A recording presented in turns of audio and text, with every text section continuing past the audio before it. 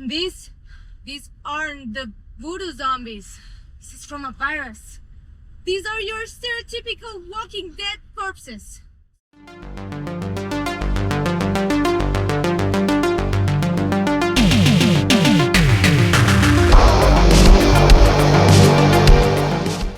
Whoever designed the poster for this movie deserves a raise.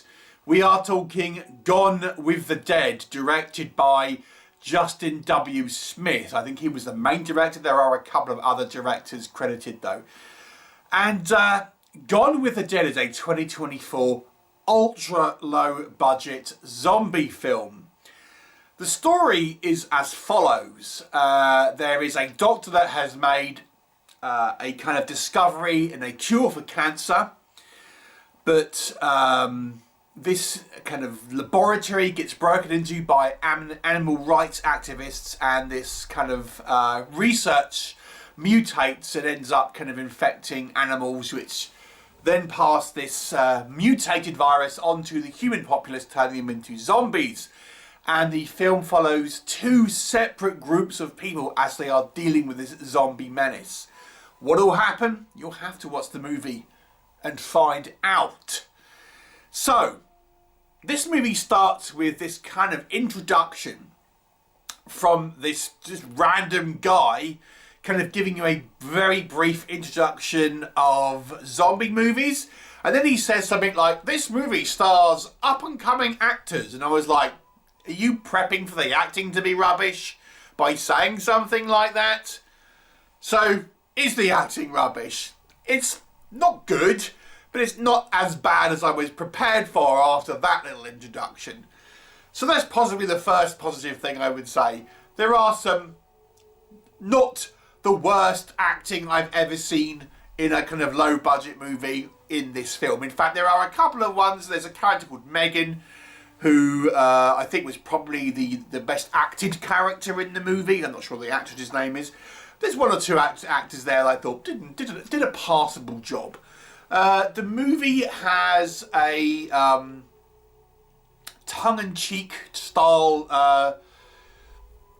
kind of tone to it, which is a little bit inconsistent, it must be said, but there are a couple of funny moments. For example, there's a scene where you hear this kind of creepy music kind of going on, and you think it's going to be this music that's playing over the scene, but it's actually the ringtone of a phone that's sort of in the foreground, you know, on the kind of a desk and stuff, which someone picks up and answers. I thought that was quite a fun gag. So there's a couple of like sort of lighter moments. There's plenty of references to you know, zombie movies and stuff like that. And we get even someone who is a horror character, who's a horror fan, pointing out that these are not voodoo zombies, these are viral type zombies. So again, there's some kind of like little references here. This is a film where they actually do develop a potential kind of vaccine form, rather than a cure, I suppose, and they kind of, these people sort of take it, and okay, well, you know, you don't really ever see them ever coming up with something like this in a film. So maybe there's a couple of things here. And the interesting, although I don't think it's successful, idea of having two basically completely separate groups of people that really have no crossover in sort of different adventures was an interesting choice. But this is a very low budget movie, and I have to say it feels very amateur. It feels like just a group of friends getting together and making a film over a weekend. That's the kind of vibe here. There is little to no production value in this. Some of the kind of the camera work and stuff isn't too bad, but it really is an amateur film in pretty much kind of every aspect. There are some choices here that I found questionable. For example, it has this digital effect where it's looking like old VHS tape, where we have like the kind of like the imperfections and things and like all that kind of stuff. But it's clearly like a modern day film with there's people like just glued to their smartphones in many scenes. So it doesn't really make sense that fits in that aesthetic. If it was like a film that was taking place in the 80s, I'd get that that kind of like overlay, that filter, but it doesn't make sense for a modern day film. So again, there's some odd choices here in the kind of the aesthetic stuff. There are some of the technical elements are a little weak, especially in the audio department. Sometimes the audio will feel like the mic's too far away. Other times there's a little bit of obvious ADR. So it's the audio mixing here is on the weaker side overall. But, you know, sometimes it's what so the lighting is a little bit kind of like, he's using mainly kind of like natural light. So it's not looking like particularly sort of dynamic. And this really adds to that sort of low budget amateur feel, you know, homemade almost to a degree. Add to that, we've got to talk about the zombies themselves. The zombies, you know, like I said, the poster here is very impressive, but it's not indicative of what the film's like. The zombies here are pretty much people with like a bit of white face paint, a little bit of blood, and maybe some holes with some, you know, some shirts with some holes cut out of it. Things like that. That's basically it. And then we have like spews of CGI blood coming up and things like that. You know, it's not a particularly kind of like impressive movie in any way for the VFX. I mean, it basically looks like you've got joke shop sort of makeup and then people have just put it on themselves sort of thing. It's no like, there's no real attempt here to have any type of actual kind of VFX on display outside of very, very amateur. The movie has this odd choice of having these two groups of people that really don't have any crossover to speak of. So it's almost like sort of two films in a way, but have no real relevance outside of they both taking place in a kind of zombie world. Great, but why have these? Why you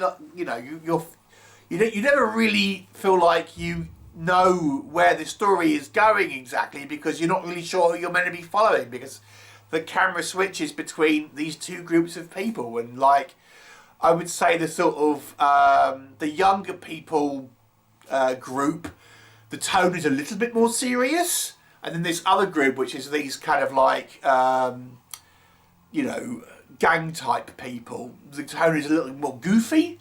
So they don't quite fit. They don't feel like they're sort of taking place in the same film to a degree. I've been fairly kind with some of the acting, but there are plenty of actors here where, you know, they're clearly not actors by profession, or at least it doesn't appear to be. So the acting, again, you're looking at this from a very low budget standpoint.